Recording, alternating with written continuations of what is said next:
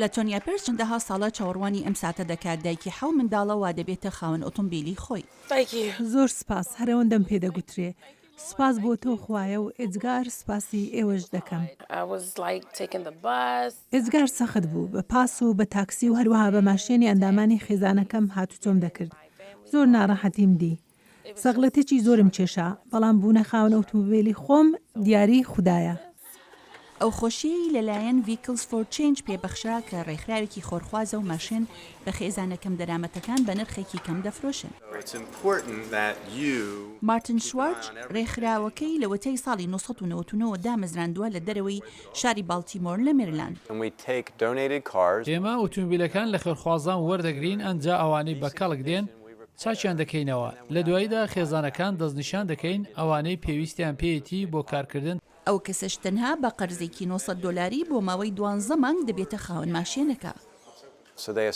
ئەو کەسانە ئیتر ڕێکۆردی باشی قەرزدانەوە تۆمار دەکەن. ئەوەی زۆر گرنگ دەبێت بۆ دواڕۆژیان تا لەسەر پێخۆیان ڕابۆستن و هەروەها لە دواییدا بۆ کڕینی خانوو و یان وەرگرتنی قەرزی تر. ئەو پرۆگرامە لە نزیکەوە کار لەگەڵ دەستگاکانی خزمەتەکانی کۆمەڵایەتیش دەکات.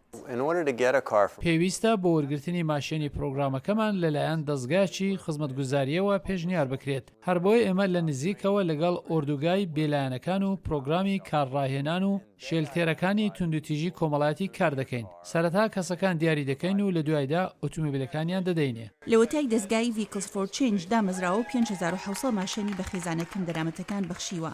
لێکۆڵینەوەکان ڕوونی دەکاتەوە لە 75 ئەو کەسانە کاری باشتریان دەستکەوتووە و داهاتیان بە زیاد لە 7000 دلار لە ساڵێکدا زیاد بووە. پرس کە پەرستاری یاریدەرە پێی وایە ئۆتۆمبیل گۆڕانکاری گەورە لە ژیانی دەکات.